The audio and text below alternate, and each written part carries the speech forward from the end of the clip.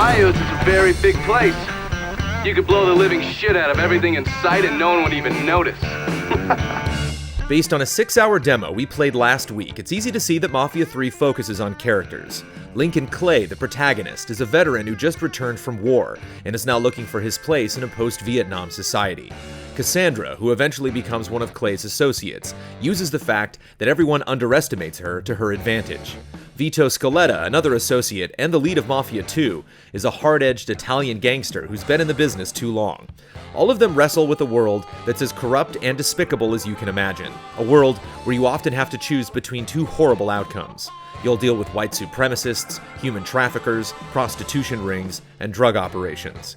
Yet Mafia 3 never feels like it's deliberately trying to shock for the sake of it. Thanks to the quality of the writing, every moment is grounded in purpose. You'll likely believe in Clay's story enough to see him through such wretched circumstances. I need you to look at our options. Come up with a plan. Okay, I'm gonna look at our options and come up with a plan.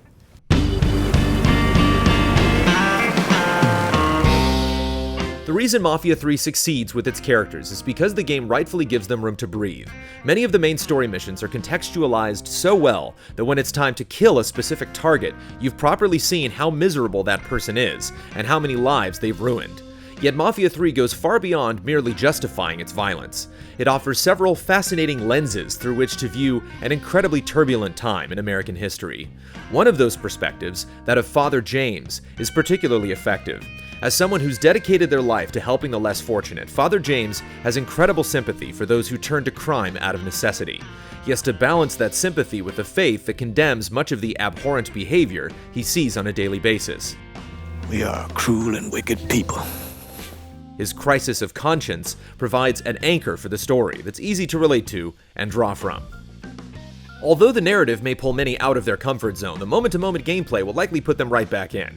Those familiar with other third-person open-world games will settle in quickly. Shooting, driving, and stealing vehicles all function as you would expect. One minor disappointment is that enemies are so unaware.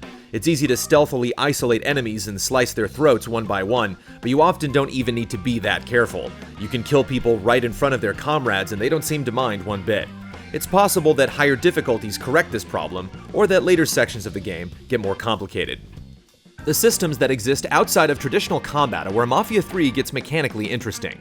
As Clay, you take over the city of New Bordeaux district by district. After successfully claiming a district, you assign one of your associates, Cassandra, Vito, or Thomas, to run the show.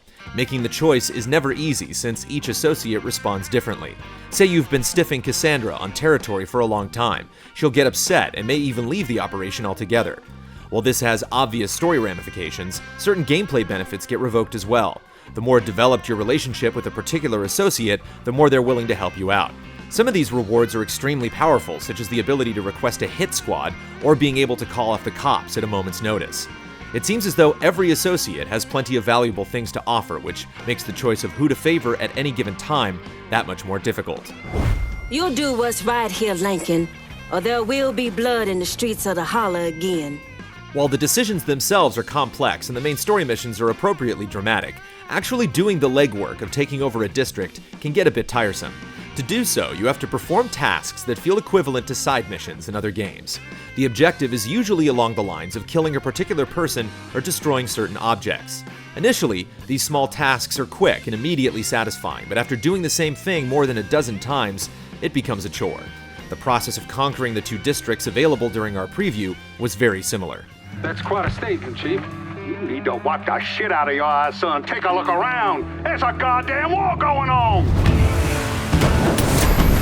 Now you're done.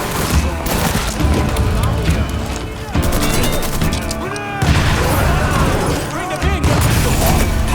You're about to get fucked. Even with these complaints, it's difficult not to be optimistic about Mafia 3 overall. The world is so well realized and the characters so engrossing that we're invested in the story, even though we only spent a few brief hours in New Bordeaux. Very few high-budget games explore touchy subjects, and those that do often don't have a high enough caliber of writing to do them justice. So far, Mafia 3 doesn't suffer from such problems. We're excited to see where it all goes on October 7th. You got it. You give him hell, champ.